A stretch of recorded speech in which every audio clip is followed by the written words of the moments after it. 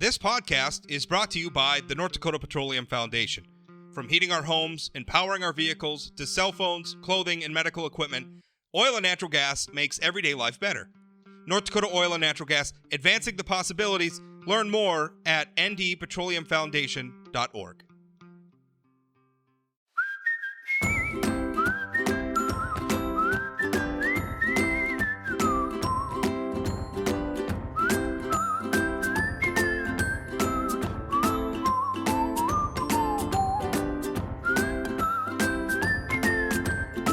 Welcome to the Plain Talk Podcast. So there's a survey out. It's commissioned by North Dakota United. They're the union for North Dakota's teachers and public workers, and they the survey was specifically aimed at North Dakota's educators. And the headline, and this is from the press release sent out by North Dakota United, is "Crushing Workloads, Stagnant Pay, Political Interference Push North Dakota Educators to Consider Leaving Jobs at an Alarming Rate." That ought to alarm most of us listening to this, because pretty much everybody has kids or grandkids or nieces and nephews or somebody who are in North Dakota's public schools. So this matters, and we're going to talk about it in a minute. Before we get started, my usual spiel. Thank you for listening, of course. If you're listening to this via, a lot of people listen, via I say this every time, but a lot of people listen via Facebook, because you're catching it that way. And my job is to funnel you into becoming subscribers to the podcast via a podcasting app like Spotify or Pocket Cast or something. That way you'll get alerts when new episodes come out. It's really cool. Plus, there's all sorts of cool podcasts out there that are great to listen to. Also, if you would subscribe to the Fargo Forum or the Grand Forks Herald, if you subscribe to any one of them, you actually get access to all of them for one low rate. It's like $10 a month. It's not like $10 a month. It literally is $10 a month. It's great. You see my content, so you can read that and get upset and send me hate mail if you want. Or you can read other people's stuff, which is also, we got a lot of great contributors. It's super awesome. $10 a month. Inforum.com/subscribe is one place you can go. But really, if you get on any of our websites and subscribe, again, that subscription works for all of them. So now, also, before we get started, a little bit, Chad Oban is always my co-host on Wednesdays. And when he comes on the show, he's just Chad Oban, longtime political observer, has worked in North Dakota politics. He also works as his day job at North Dakota United, which is no big secret. But I didn't want somebody to come back and say, "Oh, you didn't mention the fact that Chad works for North Dakota United," like it's some consequential thing. Chad's a co-host. He asked me if we would talk about this topic, and I said yes, absolutely, because it's a hugely important topic, and I wanted to talk about this survey. And our guest to talk about it is Chad Archuleta, not Chad Archuleta, Nick Archuleta, who is the head of the president of North Dakota United. Nick, welcome to the program. Hey, it's great to be with you, Robin. Well, start out, just tell us, what does the survey say? Give us the highlights. Well, the highlights are, what we've learned from this survey is something that we touched on last year as well, and that is that we're seeing teachers experiencing a great deal of frustration. I don't want to say burnout as much as I'd like to say demoralized.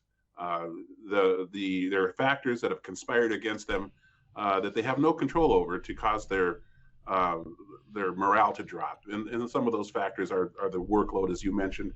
Some of those things are the fact that there are no substitute teachers. And so when a teacher in their building is sick, whether it's with COVID or any number of things that North Dakotans get sick with, they are forced then to give up their prep periods to cover those classes because there aren't any subs, and that takes a toll on them, because the work they can't get done during their prep period, during their contracted day, they have to take that home, and that interferes with family time and the other things that they have going on in their lives. Yeah, and I think, one of the things that we'd hoped to have Dean Mitchell, the actual pollster, on with us today, but he's under the weather, hopefully not related to COVID. One of the things often during my professional career is when you get a poll and somebody doesn't like the answers, they immediately go into, wow, the sample wasn't big enough, or, all kinds of different things like that. And I just wanted to point out the sample is over 1,100 teachers who took this sample. I think normally we'd have a sample of 400 or so. So this is a really good sample. And I think it's important that elected leaders and school leaders understand that when you do a professional survey, You take a sample. Nick and I like to joke that when you go to the doctor, they don't take all your blood. They just take a chunk of it to see what's going on. So I just wanted to lay that out there because I think it's important that we don't just disregard these numbers because it's scary. Reputable, 1,100. That's a fine size sample. Reputable national pollsters who are measuring things like presidential approval will use samples of that size to sample the entire country. So that's pretty good. The one question I had is that it was interviews of North Dakota United members, though. What percentage of all educators are North Dakota United members? I'd say we have a pretty decent density. There are, I believe, I just wrote this down. There are something like 8,900, a little over 8,900 licensed teachers in the state. And our teacher membership has got to be, Chad, you probably know this better than I. Probably 6,500 to 7,000. So it is the vast majority of educators we represent. And I think the other thing about this is our membership has become, North Dakota United's membership is very politically diverse. This poll really showed 1/3, 1/3, 1/3. So I think sometimes people are like, oh, there's the liberal teachers or the teachers union going again. And that's not the reality in North Dakota. We represent a wide swath of teachers. And these numbers are so overwhelming that I think even if the non-members had a completely different opinion, it's still a big deal. Let me run through some of the bullet points from the numbers. 74% from this survey believe teacher retention for the 2022-2023 school year, so next school year, is a major issue. When hired, 90% saw a future where they could retire as an educator. When asked that now, just 41% are saying that. Teacher burnout is the top reason why NDU members are considering leaving their profession. That's at 62%. 53% of educators polled said that they feel at least some pressure from politicians and parents to teach a certain way to be less controversial. And when asked if they feel appreciated, 40% said no, just 5% said they did. This represents a steep decline of 55% from a poll in 2019. Now, the one thing that I want to ask, though, because my initial reaction, first of all, I want to just be clear. I take these numbers very seriously. My kids are in the public education system. Mm-hmm. I want good teachers to be on the job teaching them. So I think you guys are right. We should all be concerned about this. The thing, though, is I'm wondering what's different about this from every other sector of the American economy right now? Because I'm reading, this is from 538. If you want to talk about feeling politically burned out, 72% of Americans are feeling burned out by politics, saying that it would be good for the country if there was less political hostility. This is from the Hill newspaper. I quote, "It is likely that more people will quit their jobs and find new ones in the next 100 days than in any other time in the history of the planet." This is from the New York Times. More than 4.5 million people voluntarily left their jobs in November, the Labor Department said Tuesday. That was up from 4.2 million in October and was the most in 2 decades that the government has begun tracking. So if you want to tell me that teachers are feeling burned out and tired and sick of politics, I don't doubt you even a little bit. But what else is new? Everybody feels that way. Yeah, we didn't mean to imply that this is something unique to teachers by any stretch. We know that this goes across our entire society. People are just sick of it. And for teachers, if we see an exodus of teachers from the teaching profession, that's going to have ripple effects well into our future. We don't do anything more important than educate the next generation of leaders and citizens in this country. What happens when that breaks down? There have been unprecedented attacks on the foundations of our country and foundational institutions in our country. We can't let education be one of those, because the price of education, is it expensive? Yes. The price of ignorance, I would argue, is even more expensive. Yeah, and I think one of the things that's interesting is the timing of this. The Forum had a story about substitute teachers actually get paid less in Fargo than somebody working at McDonald's, and they can't fill the spots. I think they're only filling about half the spots for needs for substitute teachers. And when we do these surveys, when North Dakota United does these surveys, pay and benefits often pops. And when I look at polls like this, I often look at what's really jumping off the page. And one of the things that jumped off the page to me was how political discourse from politicians and parents are affecting how people feel about their job. Nick, what do you think about that? I mean, did that jump off the page to you as something that maybe surprised a little bit? Yeah, it did. We had this manufactured outrage over CRT, something that wasn't being taught and isn't being taught in North Dakota schools, but it did cause some folks, some politicians and ideologues to jump out and try and make a huge issue of it. Well, the unintended consequence, at least I hope it's unintended, was that teachers felt insulted. We had the President of the United States at the time say that teachers were teaching kids to hate America. That's not at all what North Dakota's teachers are doing, not even close. And so for them to be used as a political football is just unfair. That's not why they went into the profession. Teachers go into the profession because they have a genuine commitment to making students' lives better. They care about students. They care about our future. They're not going to do something that's going to undermine that. Because you ref CRT, that's the critical race theory imbroglio, and I think one of the problems is that's an example of how everything gets nationalized now, and so what happens is a cable news network will zero in on a teacher somewhere, or maybe a school board somewhere that's doing something that maybe legitimately is atrocious, right? They are legitimately pushing an ideological agenda, or maybe trying to implement a policy that is, I think most of us could agree, probably pretty stupid. But the problem is they then take that anecdote and try to suggest this is, or maybe even a collection of anecdotes from states across the country, and then try to insinuate this is happening everywhere, this is happening in your backyard. And then I think that's where we get sort of knee-jerk legislation, like what the folks at Bismarck did, which is they passed something in pursuit of a problem that doesn't seem to exist in North Dakota. Like nobody looked around and said, well, do we have a problem with this in North Dakota? And if we do have a problem, are local control mechanisms such as school boards and parent-teacher associations, are they insufficient to address the problem? That's what they did. Instead, we just wanted to sort of satisfy this public appetite for, I saw something on MSNBC or I saw something on Fox News, therefore I want knee-jerk legislation in my backyard, and it doesn't really matter if the problem exists or not. To me, that's where that comes from, and if I were a teacher, hell yeah, I'd be frustrated too. Yeah, I think the poll has borne that out. Teachers, I've never met a more passionate group of people about what they do than teachers. They genuinely, legitimately care about the well-being of these students, and for them to be attacked in the press and by the president and politicians who are trying to score cheap political points, it does no good for our profession. Do you think, and I want to make it clear too, this isn't just a CRT thing, because there was a teacher, I want to say she was in Wahpeton, an elementary school teacher, and she came under fire in social media from the left because she had a discussion in her, I think it was like a fifth or sixth grade classroom, I'm forgetting now, but she had a discussion about the George Floyd thing, the George Floyd tragedy. And, some of the students they got really involved, and I guess some of the students were trying to, act out the physical altercation that led to George Floyd's death.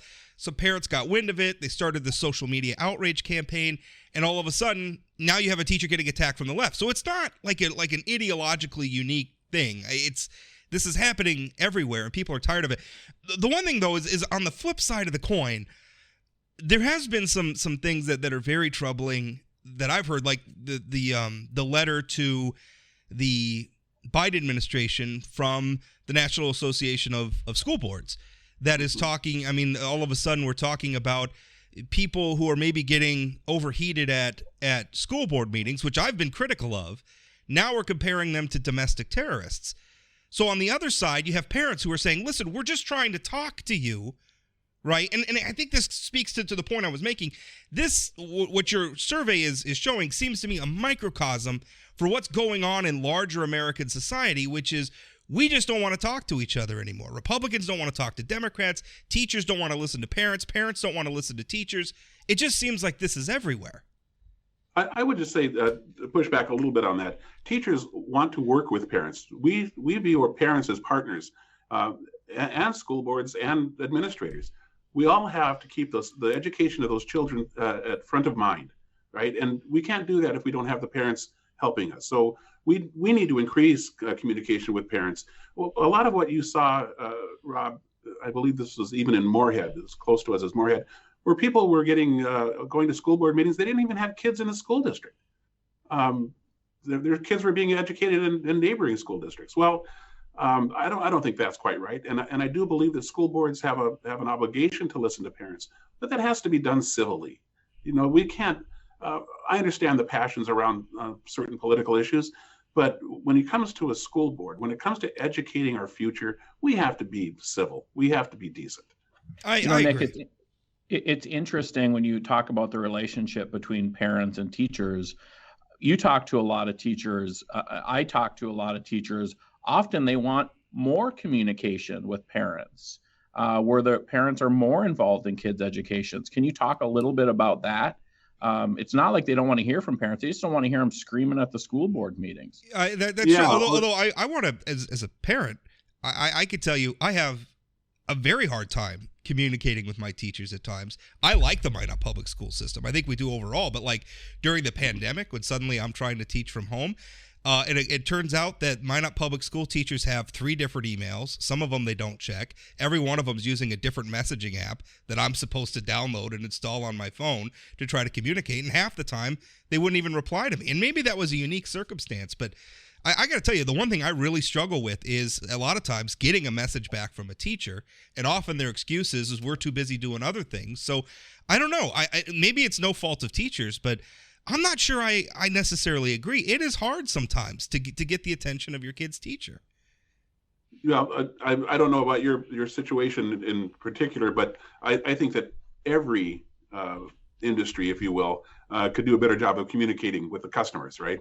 And I think that is probably a common frustration, but that is something they should be working on. And talking with district leadership about that is the way to go. I mean, the district leadership is the group who really sets the policy and the example. So I would just say maybe you should want to contact your superintendent. I have. And it'll happen. So Dr. Bolmers is a pretty responsible guy. Very much so. I agree with that. And again, I don't want to impugn teachers. I mean, because they may be right. I mean, there's a lot of paperwork in that they have to do, and I understand that as well. It certainly is. Hey, Nick, this poll didn't just focus on the problem, though. I mean, one of the things that was included was sort of an open-ended question. What would be done to make you feel appreciated? Was there anything there that you found interesting? Yeah, well, I expected to see salary and benefits. I think that the legislature last year put just 1% more in the foundation aid budget. And then the premise for that was that, well, you're getting all these Biden bucks, right? That are flowing to school districts.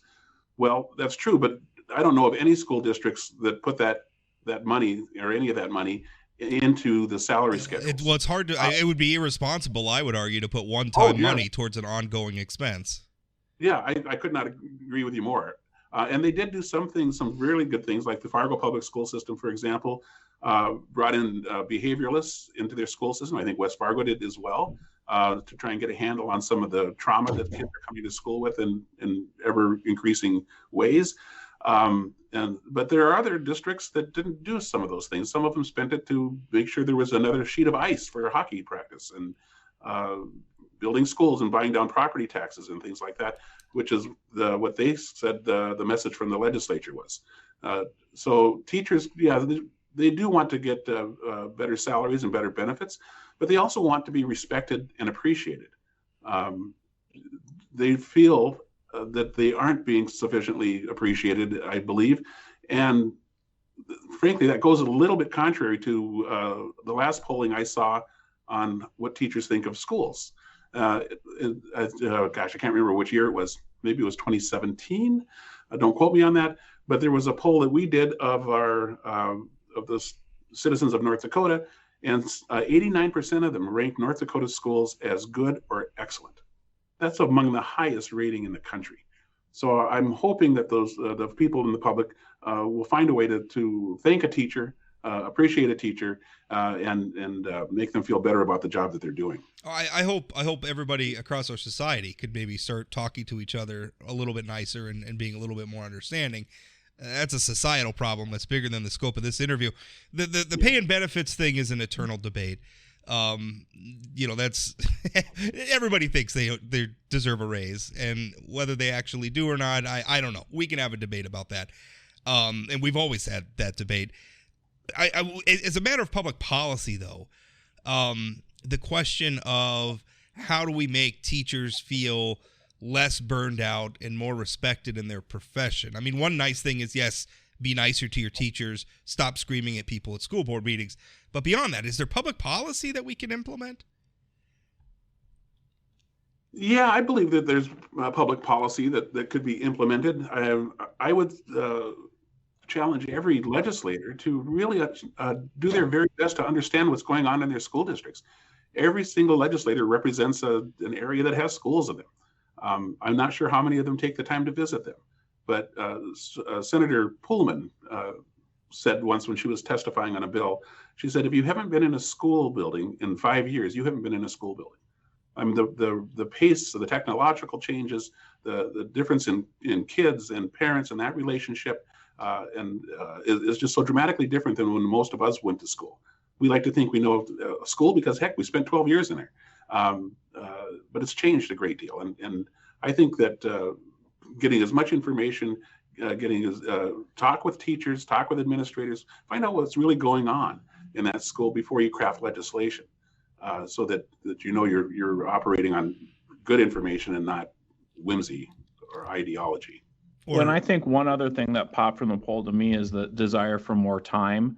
And I think this connects all the different issues because, like I said, Nick and I saw some numbers from Fargo. Last week, they had the need for, I think, 600 subs, but they only found 300. Well, those kids are still coming to school. So then you have teachers who are covering multiple classes, not getting their prep time, having to do things at night. So they need time. Unfortunately, often time comes at a cost, right? I mean, we have to hire more people. And so I think that's a public policy area where even if it's not going to pay and benefits, the state legislature needs to be looking at more than a 1% increase.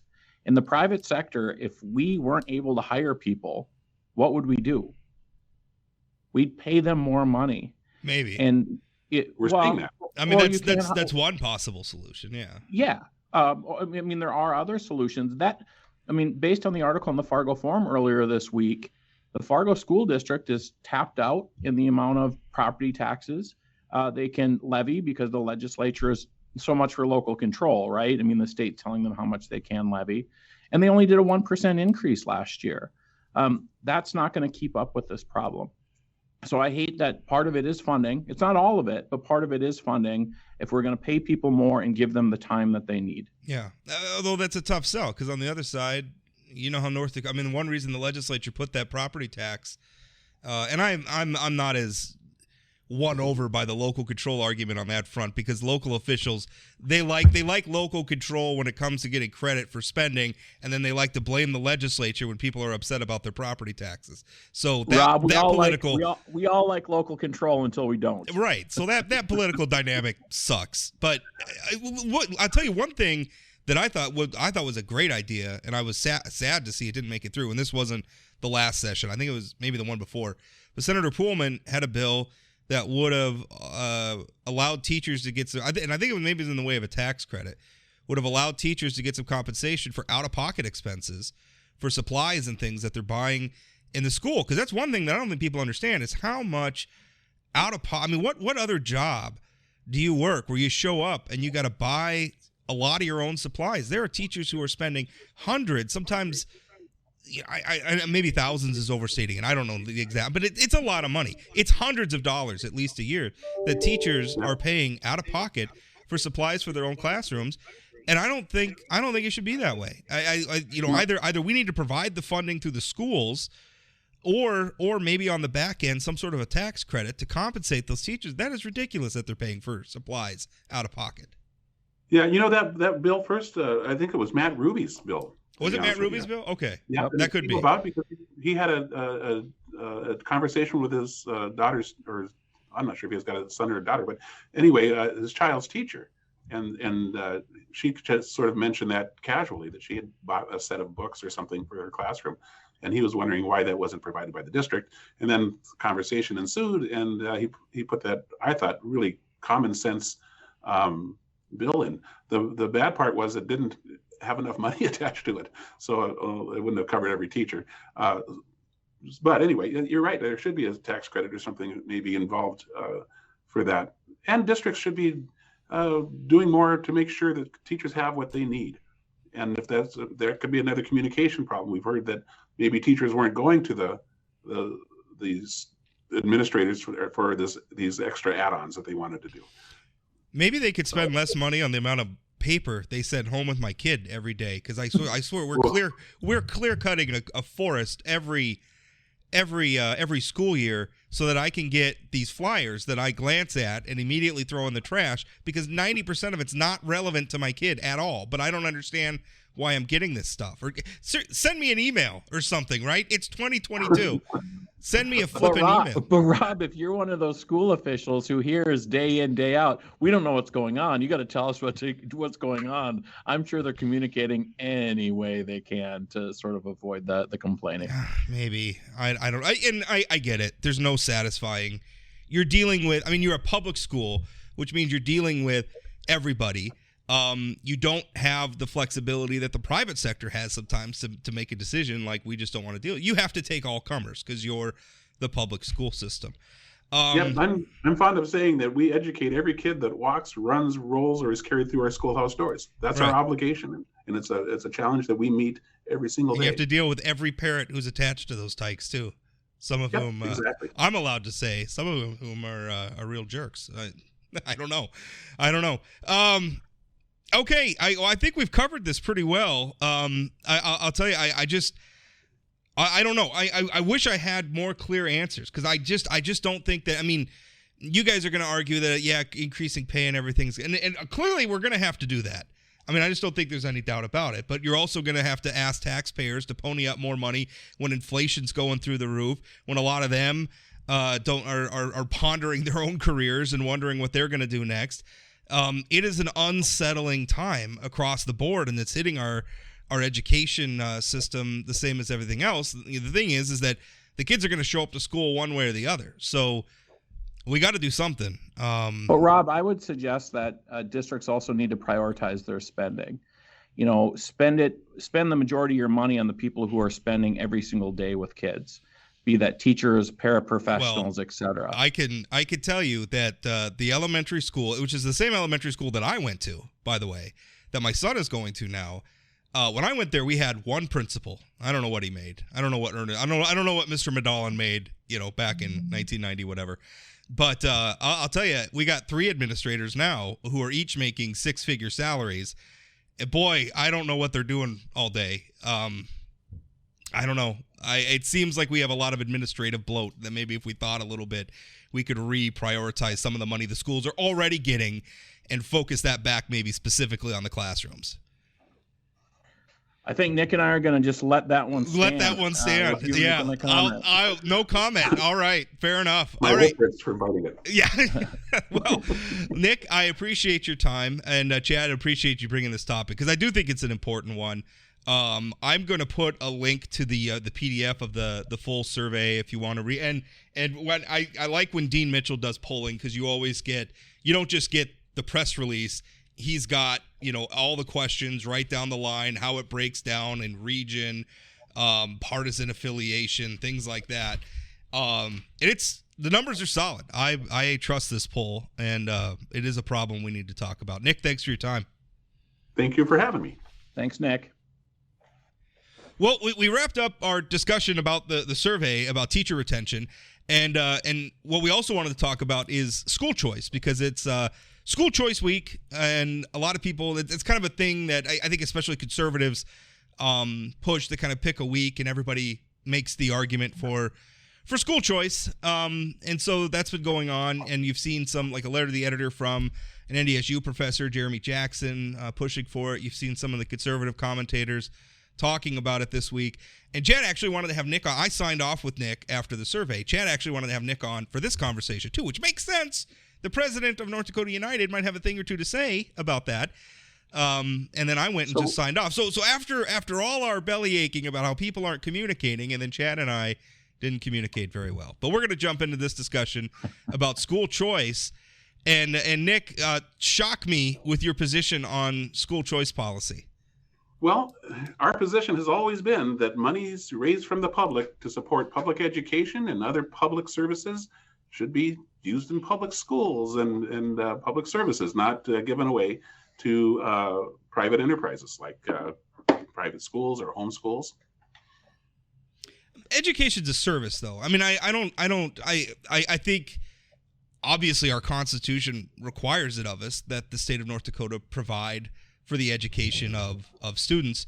But my argument would be we contract with private enterprises to provide a lot of services that the government provides. We contract with we have a whole request proposal process and all of that they have to go through. We contract with construction to build buildings and build roads and everything.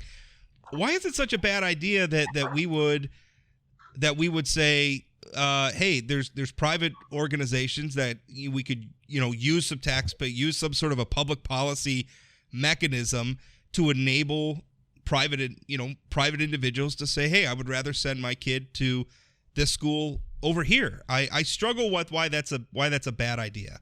Well, one thing that springs immediately to mind is this. If you in public schools, you have locally elected school boards that are held accountable for every dime that is sent to them by the state of North Dakota or the taxpayers in their communities. That's not the case with charter schools or with parochial schools. And some schools won't even if it were offered to them, they wouldn't take money from the government because they wouldn't want any strings attached to it, right?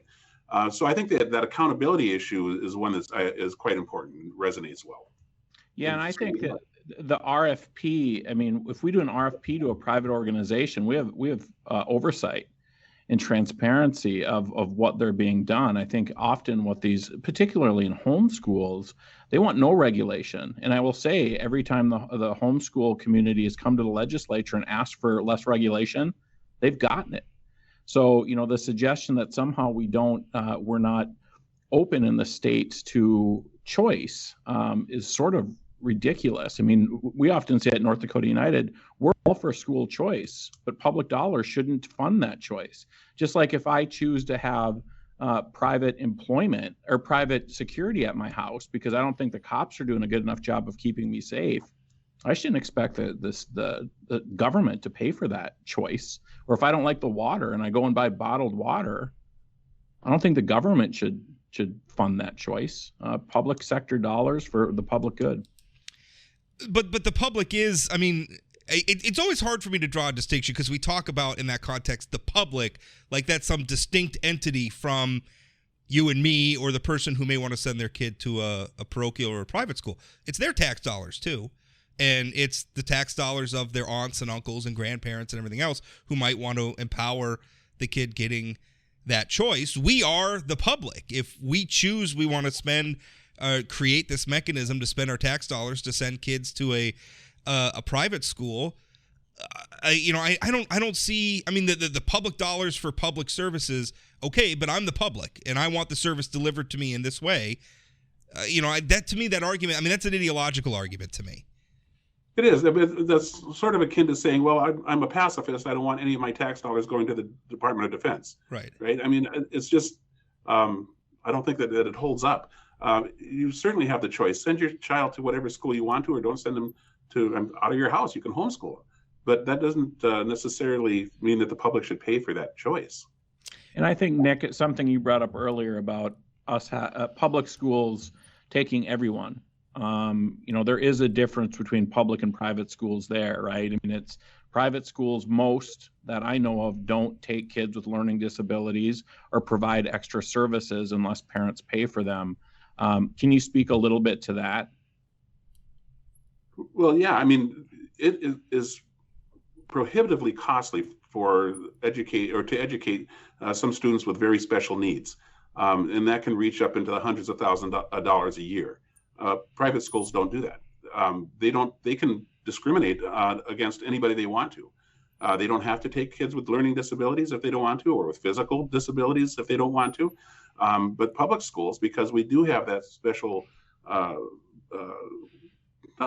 would say, responsibility to educate every kid that walks, runs, rolls, or is carried through the schoolhouse doors. We do that.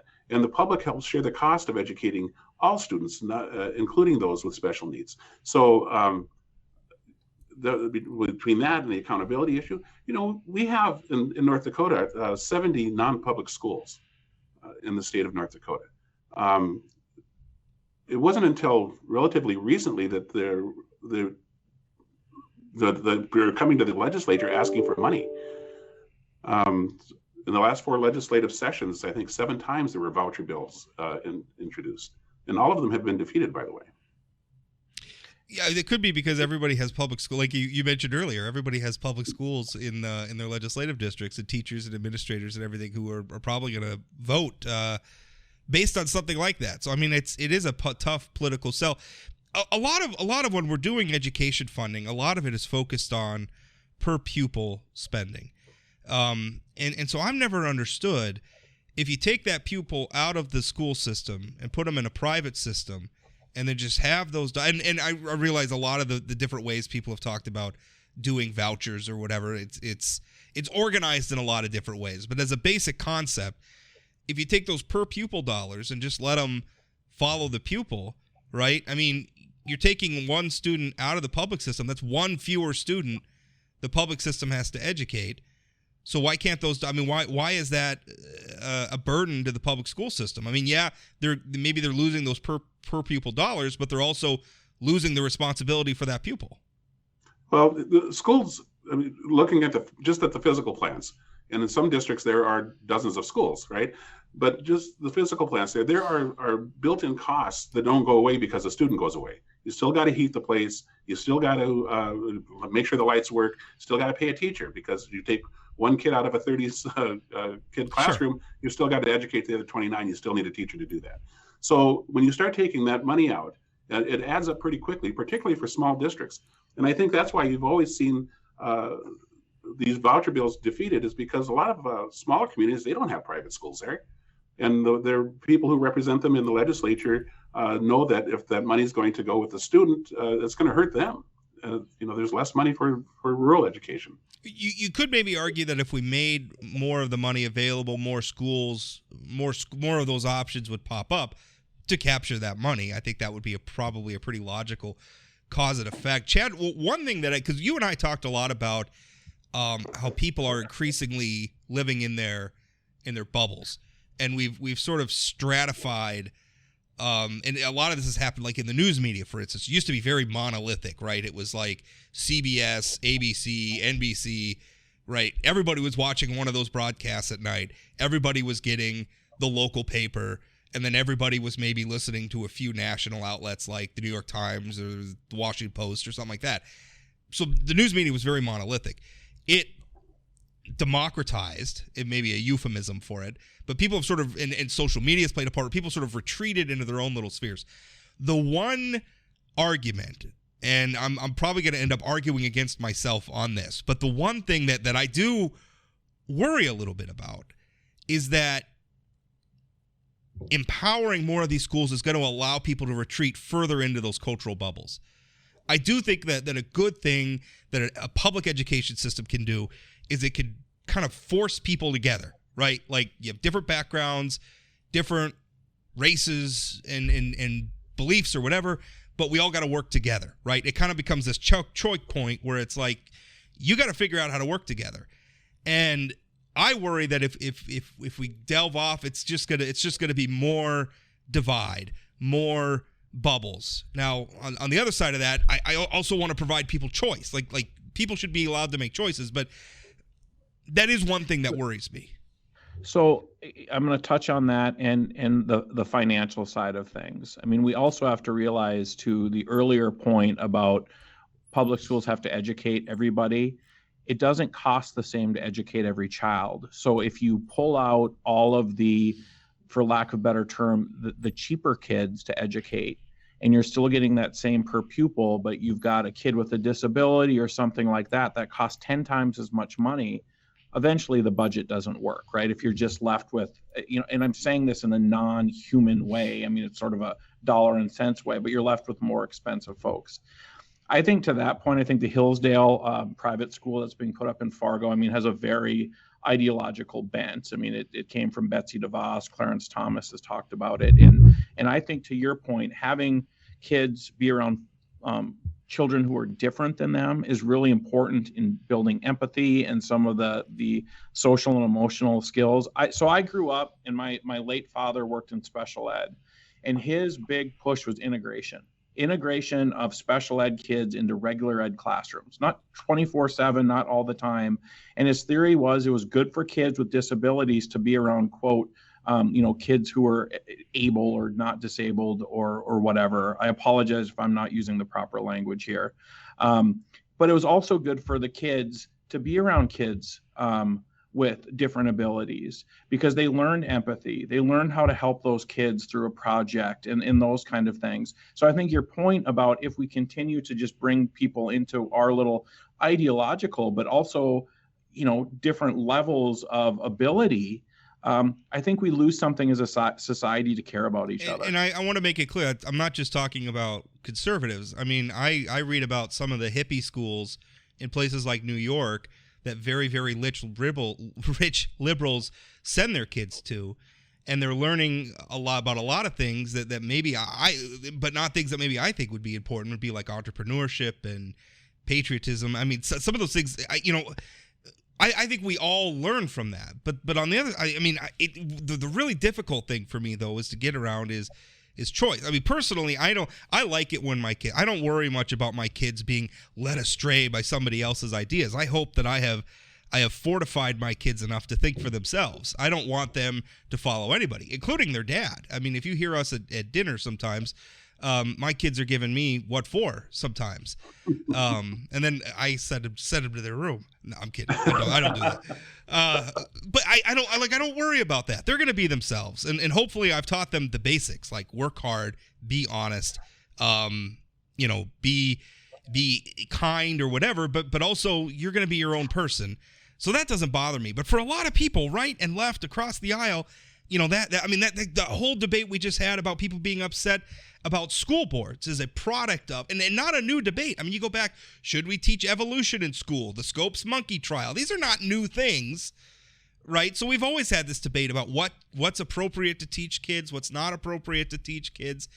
What the public schools force us is to come to some sort of a consensus, whereas private schools allow us to retreat and have choice. And while I want to like choice, on the other hand, I don't like the degree to which we're all retreating into our bubbles, Nick. Well, neither do I. And I think that we have to make a conscious effort to stop being so ideological about everything.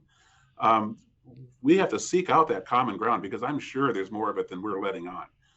But you're right. If we're going to be just retreating into our bubbles, what are we actually doing? I mean, what is the long-term effect of that? So we never talk to anybody with a different idea than our own. We never get influenced by outside ideas and belief systems. I think that we do that at our own peril. There's nothing good about just retreating to a bubble. I also think it's important to point out we have education choice in North Dakota. You can get your kid a degree through private schools, through homeschool. It's just a matter of the dollars and how they're funded. And to Nick's earlier point, there are a lot of parochial schools who don't want to touch public dollars because they don't want that oversight. And there's also, examples of parents across the country deciding to homeschool their kid when this money's available in education savings accounts, and they use it because there's usually really broad use for the dollars. And then their kids aren't getting any education, but they've got some new laptops around the house, those kind of things when there's not oversight. And so I think we need to be very careful at suggesting there's not school choice, because there most certainly is in North Dakota. There is. I think the argument is there'd be more choices than, because one thing for me, I'm an atheist personally. So a lot of we sent, because I'm not the only person in the household. My wife is not an atheist, so we actually sent one of our kids to a Lutheran school here in town for a year, and it just wasn't for us. I think it's a fine school. It just wasn't for us. We brought her back to the public schools, But I think that's the argument, though, is if you make some of this available, there's going to be more choices. And I think the argument, the one thing that I really like about the choice argument is that not all public schools are created equally, right? Some public schools have not so great leadership or not so great track records for all sorts of reasons. We're not talking about any one specific school district. I think in the aggregate, we do public schools pretty well, but in any system, there's going to be problems. The problem, though, is that if you live in a place where your public school's not doing so hot, what's your choice, right? I mean, you may not have the money to make a private school choice. A private school may not exist where you're at. I think the argument is there would be more choices, and people would be better empowered to make those choices if we had a school choice policy. What do you think of that argument, Nick? Well, I think that, first of all, there are some parochial schools and charter schools that aren't run particularly well. I think charter schools, if you do a little research on them, their outcomes aren't any better than public schools, and so many of them start and fail that it is just unbelievable. But part of that is because there's no oversight. And what would happen, let's say, if a charter school or it was existed in North Dakota and with getting public funds, and then there's an audit. Somebody calls for an audit of that school. Would our auditor, Josh Gallion, be able to go and look at, say, a church school's records? Is there a constitutional issue with that? I don't know. I'm not a lawyer. But the idea is, I think that it's a little bit more complicated than what we think, in my view. I think I would also like us to focus on making our public schools even better, right? I mean, Rob, in those situations that you're talking about, I mean, will we make those public schools better by pulling money out of the public school system, or will we just accelerate those schools getting worse? Do we accelerate bigger schools, bigger class size, and all the things that we know aren't effective to educate our kids? So I think that's the other side of it. We can't just pretend if there's this much money and some of it's getting pulled out to private schools, that won't have an effect on public schools. But couldn't you argue then that would create an impetus for public schools to have to compete for those students? Well, but not if they don't have the resources to compete. I mean, a public school doesn't have the ability to go out and raise additional revenue or whatever. And again, the cost of educating children is different. And so if you want your kid to go to private school where it's just high income, highly educated white kids, I mean, that school is going to be at a competitive advantage compared to a public school where everybody's coming in. It's a tough issue.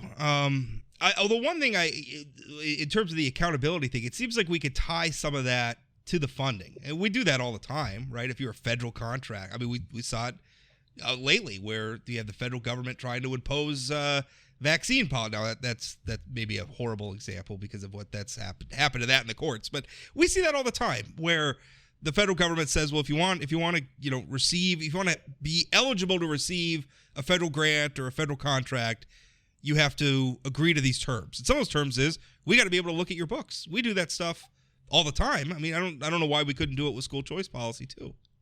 Well, I would think there'd be a constitutional challenge just because of the separation of church and state. Do you want the government going into a church and looking at their books? If the church well, the church could sign on the line though. The church say, listen, church school, if you want to, and by the way, not every private school is religious affiliated, but most of them are. I think that's fair. But you can say, listen, you got to sign on the line. Like if you want these dollars, if you don't want the government going through your books for your school, don't sign on the line. But Rob, the problem with that is most of these voucher schemes don't give money directly to a private school. They give them to an individual, and then the individual gives money. I like that you call them schemes. Tuition. Right. They are schemes. In fact, there was a bill last year, and I don't remember the number, but it would have sent a check from the Department of Public Instruction to a school, and then the parent would go down there and sign that check and sign it over to the school then. Yeah. But there was others that would just give them the money, and so let's say it's $10,200 the per pupil payment. If that was the money that was going then to or a fraction of that, and you have 8 homeschool kids, that's a good chunk of money going to an individual family. right? Oh, And you don't have any is. control over it. You don't Yeah. know. You can't tell them what to spend it on. Yeah. I feel like we could get around that, but I don't know. It's a tough debate. And to me, again, I think probably the most compelling argument against school choice, which generally I'm going to be for it. You know, I will be probably on the side of school choice legislation, depending on the bill, and certainly have supported past bills. The one thing, though, and this is a relatively recent, I guess, I don't know, realization for me is just how what's driving polarization in our society is everybody just sort of retreating into their little bubbles. I don't know if I want to enable more of that. We're already doing plenty of it to ourselves. So, Nick, I think now we'll actually say goodbye to you. All right, we got that conversation, and I think Chad and I will wrap up talking about the Baseball Hall of Fame or something. I don't know. There you go. Go Poppy. Bye. All right, so we got about 10 minutes left. A little bit of a disjointed episode because I'm really glad that Nick was a part of that conversation about school choice, because that's, I mean that is a tough one. It's hard because my worldview, Chad, is based around choice. I think the more choices people can make for themselves, the better off we are as a society. And having just one choice for schools for a lot of people, to me, I'd like to do something about that. I'd like people to have more choices. I don't, it's just. But I also only have one choice for a police department and a fire department and my roads. And I mean, you go down the list. So look at the way we struggle with water. those things. I mean, we have one choice for those things, and a lot of it is because we don't. I mean, it's not real practical to call. Like, which police department am I going to call? Am I going to call the Walmart police department or the Amazon police department or something? Like, that doesn't make a lot of sense, but I think it does. It could make sense for schools. But anyway, yeah, we had that debate. You think this is a hard issue, and I think it's a super simple issue. Well, so agree to disagree. Fair enough. Let's talk about the Baseball Hall of Fame. Something, and we're going to diverge from politics here a little bit. I think I do not understand why, like, Barry Bonds, Roger Clemens, and some of these guys are not getting into the Hall of Fame. This is the most important conversation that you and I have had on these podcasts going back the last few weeks or a few months. So my frustration is David Ortiz gets in. Right. David Ortiz has had a positive PED test in his past, is my understanding. Absolutely. So he's proven that he's taken performance-enhancing drugs. He gets in, but we won't let in Clemens, Bonds, and all these other greats at McGuire in. Alex Rodriguez. Yeah, we won't let them in because they took PED, sometimes rumored to take PED. And the fact of the matter is, I think did Bonds ever have a positive test? Not that I'm aware of. I don't think he did. I don't think he ever had. Now, that's a little different than A-Rod. A-Rod's a tougher argument because A-Rod absolutely had multiple positive tests and flipping lied about it. But don't you think if somebody was the best player of their generation and everybody was using PEDs? The argument you have to make to keep somebody like an A-Rod or a Bonds or a Clemens out is you have to argue that their talent, the heights that they achieved, they would not have had a Hall of Fame caliber career without PEDs, and I don't think you can make that. I think if you chop off the PED era from Barry Bonds' very long career, he still has a Hall of Fame career. Yeah, and again, I think if nobody else was using PEDs, it'd be a different. If A-Rod was the only one in that generation that was using PEDs, I think it'd be a different conversation. He was using them. The other batters were using them. The pitchers were using them. That was the the atmosphere.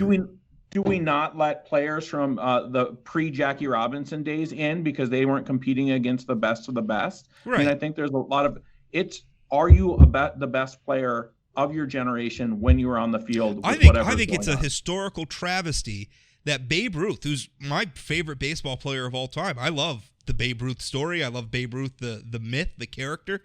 And I would have loved to have seen how he would have done. I think he still would have been as dominant as he was. But I would have loved to see him compete against. But he didn't play against black players because that wasn't the era, or even other ethnicities, and that was terrible. And that sucks. But I mean, the thing is, do you hold that against Babe Ruth? It's not his fault. No, but it's that's not his different. fault. Babe Ruth wasn't making the policy for baseball, right. Whereas Alex Rodriguez made the decision to use PEDs, right? Barry Bonds, if he used them, and I think Barry Bonds used them, test or not. His head grew 12 sizes. There's too many. Well, I don't know if it was 12, but yeah, your hat size growing like that. I don't know. To me, I also take a very expansive view of the Hall of Fame, right? I don't know. As somebody who works in the news media, there is nothing I think that is more insufferable than the self-importance of sports reporters. They cover games, right? And I don't want to. I mean, a lot of them do a great job, and there's fun stories to tell. But I think the fact that the public is generally more interested in football than tax policy, which is kind of bad priorities for the public. I think it allows sports journalists to think that they're more important than they are. And I think this whole debate over the Hall of Fame thing, which, I mean, to get into the Hall of Fame, you got to have sports writers on your side, yep. right? I think what the sports writers are doing to Barry Bonds and Alex Rodriguez and people like that is an expression of that sort of hubris of sports journalism. Alex Rodriguez and his story belongs in the Hall of Fame, warts and all of it. Barry Bonds and his story belongs in the Hall of Fame, warts and all, right? Ty Cobb murdered a guy, and he's in the Hall of Fame, right? Yeah. Well, and the fact is, Barry Bonds and Roger Clemens are being hurt because sports writers don't like them. They think they're jerks, and they likely are jerks. And not an undeserved conclusion, right? Should that keep him? I mean, again, Ty Cobb is a perfect example of a player who, I didn't know Ty Cobb. I'm getting old, but not that old. But it sounds like he was not a great guy. I just based on everybody, the guys in Field of Dreams sure didn't seem to like him very much. So, and if you can't believe them, who can you believe? Yeah, if you can't make decisions based on Kevin Costner movies, I don't know what we're doing here. I will say that to me, the Hall of Fame is like a baseball museum, right? I've never been there, unfortunately. I want to go there one day. But it's a baseball museum. So if you're going to have a museum, you put everybody in, right? Like you put, if somebody as consequential as Barry Bonds, right? Who I think is like his on base percentage was like 6-something in like his last years, which is ridiculous. Like that wasn't even him hitting the ball. That was just him getting walked all the time because they were afraid to throw it in the strike zone. Well, and no matter how big your muscles are, you still have to make contact. Right. You still have to hit a 95 mile an hour fastball. I could take every PED. You could employ a team of scientists to pump me full of every chemical, performance-enhancing drug, and I would still suck at baseball, right? Yeah, you are not hitting Clayton Kershaw's curveball. I'm not. I suck at it. I'm not a good baseball player. I knew that. I knew that in third grade. As much as I hated it.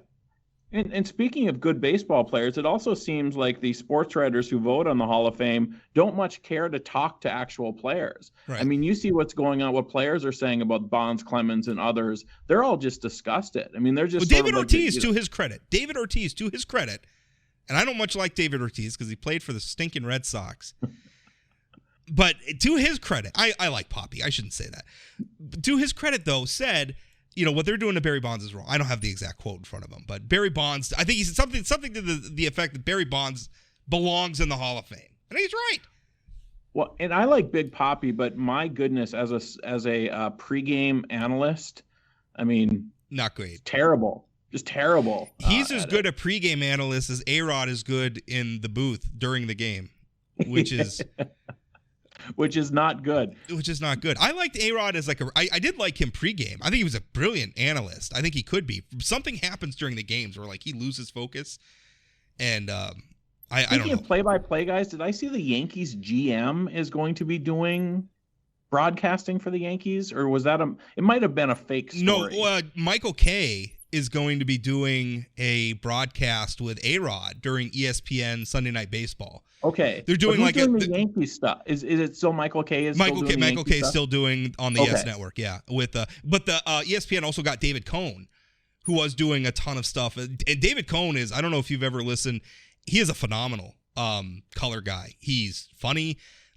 He's got great stories, but he's good with analytics, and he's not one of these curmudgeons that are, he likes the bat flips and he likes bringing some color and flair into the game, which I support even as a Yankees fan. I kind of support, I like the corporate Yankees because that's their thing, right? Is like just kind of this soulless army that comes and invades your territory and hits home runs and everything. I love. To me, that's the color of the Yankees. Is we're the villains. We're the bad guys, right? So Cone sounds sort of like Oral Hershiser as a color guy. I don't know if you've listened to much Oral Hershiser, but he's fantastic. Yeah. He's absolutely fantastic. I haven't listened to a lot of him, but Cone, I tell you, Michael Kay, David Cone, and Paul O'Neill were my favorite booth listening to the Yankees. But back to the Hall of Fame. I mean, I also have a very expansive view. I mean, I would have put players like Jorge Posada and Paul O'Neill in the Hall of Fame. Like what? Just because they were championship players? I think they had my bar for putting them in is lower. I mean, I don't want to put everybody in the Hall of Fame. But my bar is probably lower than most people, right? Because I think Paul O'Neill, Jorge Posada, I think they're probably threshold players, as it was. But I would have put them in. And I think because they won, like they were hugely successful and they were championship players. I mean, look at the number of rings Jorge Posada had, and look at the number of years he played as a catcher. Does Andrew Jones deserve to be in? I think so. He's got over 400 home runs, right? Well, and not to mention, I mean, just the glove alone. I mean, I saw somebody talking about if Ozzie Smith is in. I mean, I understand valuing shortstop a little bit more than center field, but it's a pretty key position. Andrew Jones was great at center field, even by the time he got around to playing for the Yankees. He was great. Well, yeah, and he played for the Dodgers for a season or two, too, that's right. After he put a little weight on. Yeah. But great. Still was better than some corner outfielders I've seen. Yeah. Yeah, so I don't know. Can we agree, though, that sports writers are full of themselves? Yeah, I think we should also agree that for the next year, you and I should try to get a vote. What do you got to do to get a vote? I actually looked it up one time because I got so fed up with political writing that I was contemplating starting a baseball blog, and actually looked it up at one time. And you have to be a member of the Baseball Sports Writers of America, and you have to work for a news and they've expanded some of it in the digital era because some of it's, I mean, you have the rise of bloggers and everything. They're very credible people writing that way. But yeah, it was something like you had to have published for like a traditional news agency about baseball for like 10 years before you could get a vote. I think that's what it was. So knowing that you weren't going to ever get to the place where you got a vote, is that why you decided not to do the baseball blog? No, I eventually came back to politics again just because it just, you go through those periods, right, where you're just, I'll tell you, I've been going through one the last year where it's like, a pox on both your houses, you all suck. But instead of being frustrated and giving up, I have just turned that into an engine for content for myself. And now you don't got Rick Becker to kick around anymore. Oh, I don't think we've seen the last of. Well, I shouldn't say that. The rumor is he may not even be living in the state by the end of the year. I don't know. I don't know how much credence to put in that rumor, but I think he's still going to be kicking around with his TV show, but he's not. I did think it was funny in his big retirement announcement. Representative Rick Becker, founder of the Bastiat Caucus, where people tried to follow our random veers into different topics here. I will say, I thought his explanation for why he stepped down from the legislature, that there's so much to do that he had to step down from the legislature because there just wasn't time enough to do it all or something. It didn't make a lot of sense to me, but the best explanation is you just don't want to do that job anymore. I mean, it's okay to just say I don't want to be a legislator anymore. Sure. Yeah. That's fair. That's a tough job. My headline was he didn't want to be king of the clowns anymore, which I noticed that. Which maybe was maybe people thought was a little unfair. But look at who's left. It is his caucus and his little group, his rump caucus of Republicans. I mean, the luminaries are Senator Ole Larson, Representative Jeff Magrum, and a lot of those guys aren't coming back. Like Jeff Magrum, I think is going to have a tough time now that he's up in District 8. I think he's going to have a tough time getting reelected. You look at people like Jason Heitkamp, Sebastian Ertelt, Kathy Scraw. Their district is no more. They're going to have a tough time. I don't know if they're coming back. Mike Schatz, I think, is going to have a tough time. Is Mike Schatz in 39 or 31 now? Do you know? Boy, I don't know. I think I want to say 39, but that's a total guess now. That southwest corner, it's hard to keep track of who's in which district now. But Rob, you should not call people clowns. That's name calling, and we're not supposed to do that. Yeah, it's okay when I do it though, because I do it. Okay. I do it from a place of love. Okay. And Yeah, I didn't bet call that's- anybody a son of a I don't even know if I could say it on I'll probably get in trouble if I said it, but yeah, you shouldn't say that. I think it's okay. And listen, could we just spend just a couple minutes talking about the civility thing because it came up? I don't like it when people use civility as sort of a shield from criticism, right? Like, you wrote a negative story that I don't like, therefore you're being uncivil. I just went through that. I had a story about a school board member in Grand Forks whose spouse got convicted of delivery of methamphetamine. And the spouse was also the reason why because the spouse was a student at UND. There's a whole backstory there. But I wrote about it because it's valid. If a spouse of an elected official gets convicted of a felony, but people are accusing me of, like, you're not being civil, that's a terrible thing to bring up. Like, no, I'm sorry that you don't like the story and you find it inconvenient. I don't like it when civility is applied there. I don't have a problem with people throwing sharp elbows and saying, that policy stinks, or that sucks, or that politician is unserious, or a clown, or he's not doing a good job in office. To me, that's all in bounds. Like, is it great? Yeah, maybe not. But to me, that is fundamentally different than, the news media is the enemy of the people, right? Where you're just fundamentally attacking institutions. I don't have a problem if the voters want to elect a moron to the legislature to represent them, right? I don't have to like who they elect. I'm gonna call it like it is. To me, that's a fundamentally different thing than, I am going to attack even, your eligibility to even participate in this debate or whatever. That's a whole different thing. Sure.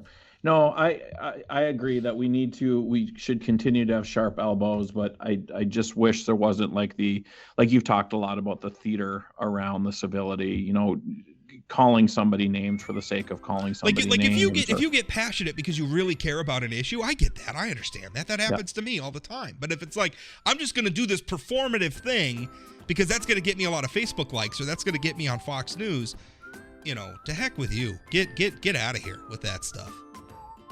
All right, so we should probably wrap it up there for another week. On Friday, I don't know what I'm doing yet. I was actually trying to get the head of that new Hillsdale College in Fargo on, but we were having some scheduling things. I don't know what's coming up yet on Friday, but people. If you need any help with questions for them, let me know. I'd be happy to provide you some stuff. I can find, because I like school choice as an idea, but like with a lot of ideas, the implementation is what matters, and I have some reservations there, which I think are not unfair. Good. All right, Chad, thanks, and catch you next week.